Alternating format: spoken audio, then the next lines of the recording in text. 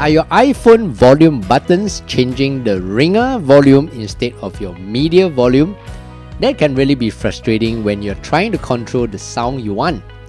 In today's video, I'll show you how to fix these settings so your volume buttons work exactly the way you want.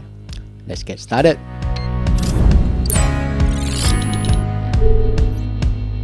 Hey, what's up everyone? I'm Steph, and in this channel, I teach you quick daily tech tips that make your life a little easier.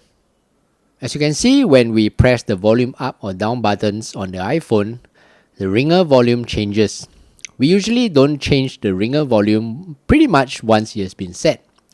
But what you really want is to change the media volume. For example, you are playing some videos or listening to music. So how do you change this? Go to your settings. Scroll down and tap on Sounds and Haptics. Toggle the option off for change with buttons. Now you will see that when we press the volume buttons on the phone, the media volume changes instead of the ringer volume. If you want to change the ringer volume, simply go back to Settings, Sounds and Haptics, then slide the bar here. There you go. If you found today's video useful, do give it a thumbs up and subscribe to help this channel grow. Thank you so much. Until the next video, I'm Steph. Take care and